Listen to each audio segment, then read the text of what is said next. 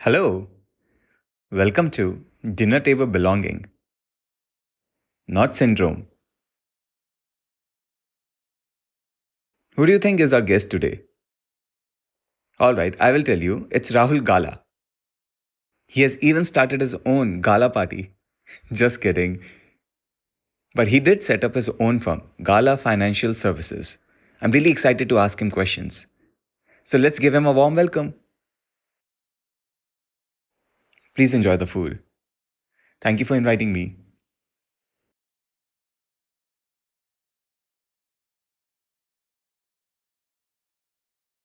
So you are in finance and based in Mumbai, right? No, actually it's Thane.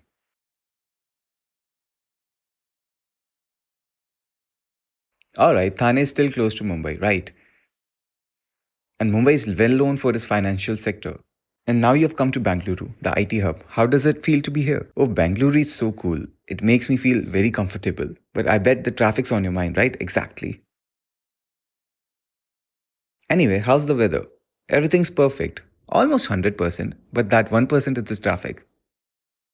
Okay, so you work with Mukesh Ambani at Reliance? Yes, I work with him. What work do you do? I've been working with him for 5 years. Oh, 5 years. Which sector? Finance. Really? What exactly do you handle? Don't tell me you are the one managing and settling the accounts for all the Reliance businesses. Yes, everything is handled by me. Then you have to reveal the details of your work. Just kidding.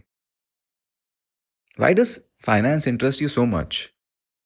Well, the thing is, newspapers helped me a lot in the beginning. At first, I didn't understand many of the new terms, but then I came across the word Sensex and looked it up.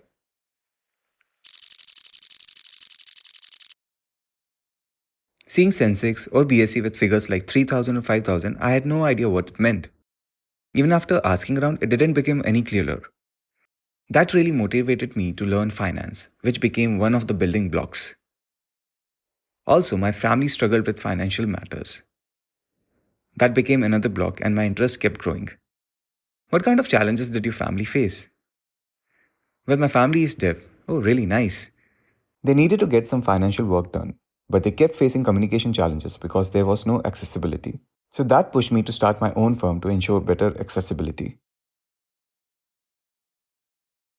It's poll time. The question was, does being rich only mean having money? Over 1000 people voted on this question.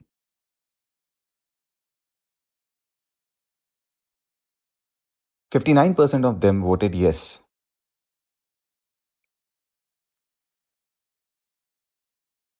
41% of them voted no. So, Rahul, your turn. How do you define richness? For me, being rich means having the freedom to do what I enjoy, spending time with my family, reading books, traveling, or anything else I choose to do. That's what being rich is for me. Time with family is important because once time is gone, it never comes back. But money can. That's real richness. So that means each moment truly matters, doesn't it? Absolutely. How do I find richness in the moment? Okay, for example, what do you want to do now? I want to travel around the world. Now go ahead and book your trip. True, but I don't really have the money for it. Yes, money matters. You need to be disciplined and save for maybe about 10 years. Then it's possible. Alright, so tell me again, is richness about money or about time? Time is the first priority. Once it's gone, it never comes back. But money can. Money is essential for our living.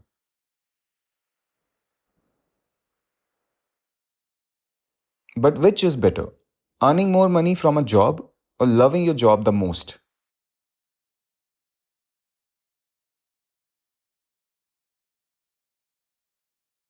Loving your job is better because money will follow the work. How? For example, if I love photography, my skills will grow, work opportunities increase, and then the money will eventually come. Love your job first. If you work without passion, the money won't grow. So love it first. Some people want high paying jobs. Does that really make their lives better, or should they focus on loving their work? What do you think? Wanting a high paying job can bring stress and take away your peace. But when you love your work, the money grows naturally. You have made a valid point. Hey Deepak, I would like to ask you, go ahead. For how many years have you been working with Enable India? More than 3 years? And do you enjoy your work? Does it feel like a good fit for you? Yes, definitely.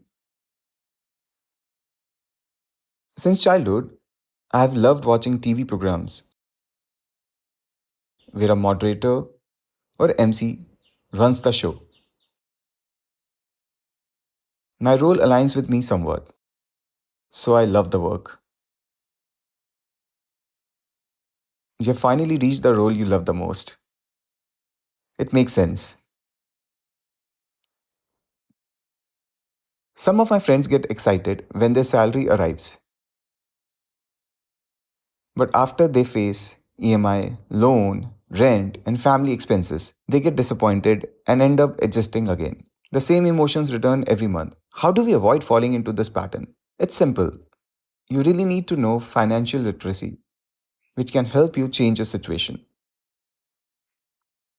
So, you mean there's a pill that can help us control our spending? You're correct. Then tell me its name. I'm just kidding. It's important for children to learn financial skills than adults.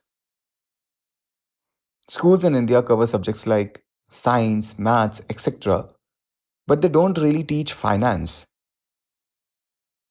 Oh, got it. The hope is that young students can adapt quickly. Their minds are quick to absorb things, and eventually they can develop good financial habits. Alright, have you studied this before? Yes, obviously. What did you study? Can you elaborate a bit? I taught myself, not in school, and facing challenges helped me learn financial education. What are the challenges? For example, based on my experiences, I approached insurance companies and banks, but I kept getting rejected. I had no idea about their policies.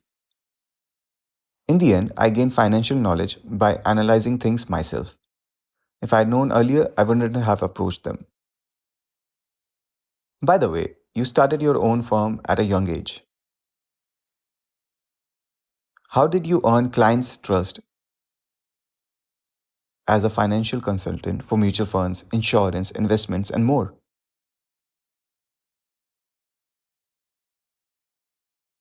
That's a very good and important question. In my profession, I concentrate on two key points. The first principle is that I do not disclose any client details as they are confidential. The second one is more transparency, which means you should clearly see how your investments work, just like looking through glass. Both are critical. Beside these points, I also have strong collaborations, such as HDFC for educational purposes and with key people in the financial sector, which helps me earn trust from clients. Is the food good? Yes, what a delicious meal. I feel like wanting to gobble everything up with my hands. Show me, let me see you do it.